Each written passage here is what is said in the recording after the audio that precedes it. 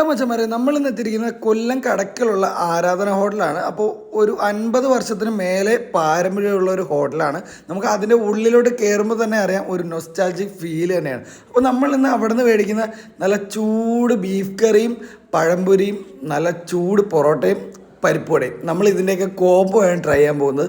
ഞാൻ ഇതുവരെ ട്രൈ ചെയ്തിട്ടില്ല. ഇഷ്ടംപോലെ വീഡിയോസ് കാര്യങ്ങൾ എല്ലാം ട്രൈ ചെയ്ത സാധനമാണ്. അപ്പോൾ എന്തായാലും നമുക്കിത് ഇന്ന് ട്രൈ ചെയ്ത് നോക്കാം. ആദ്യം നമുക്ക് നമ്മുടെ ബീഫും നല്ല പഴംപൊരിയും കൂടി കഴിച്ചു നോക്കാം. ഓക്കെ, എങ്ങനെ ഉണ്ടായിരുന്നു വെച്ചാൽ സാധനം അടിപൊളിയാണ്. ഞാൻ ഫസ്റ്റ് ടൈമാണ് ട്രൈ ചെയ്യുന്നത് കേട്ടോ. ഇത്രയും അടിപൊളി സാധനം ഞാൻ എൻ്റെ ജീവിതത്തിൽ കഴിച്ചിട്ടില്ല. ഇതുവരെ കഴിക്കാത്തതിലും മിസ് ചെയ്തതിലും വളരെ വിഷമമുണ്ട്.